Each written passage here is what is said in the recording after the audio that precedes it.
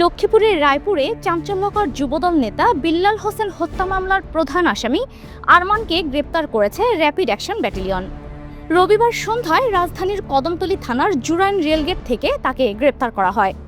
সোমবার বেলা 12টায় লক্ষ্মীপুর প্রেস ক্লাবে আয়োজিত এক প্রেস ব্রিফিংয়ে র্যাব এই তথ্য জানায়। র্যাব জানায়, গত 5 মার্চ সকালে বিল্লাল হোসেন রায়পুর বাজারে যাওয়ার পথে দেনায়েতপুর গ্রামের একটি ফলের আড়তের সামনে এক অটোরিকশা চালকের সঙ্গে আসামি আরমানের তর্ক বিতর্ক চলছিল। এ সময় বিল্লাল ওই বয়োজ্যেষ্ঠ অটোরিকশা চালককে মারধর না করতে আরমানকে নিষেধ করেন।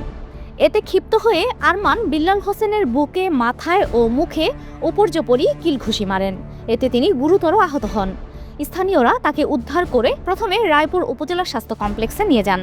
পরে অবস্থার অবনতি হলে লক্ষ্মীপুর সদর হাসপাতালে নেওয়ার পথে তিনি মারা যান।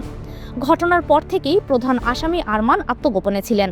পরে র্যাব 11 CPC 3 নোয়াখালী ও র্যাব 10 কেরানীগঞ্জ ঢাকা এর একটি যৌথ দল গোয়েন্দা তথ্যের ভিত্তিতে অভিযান চালিয়ে তাকে গ্রেপ্তার করে।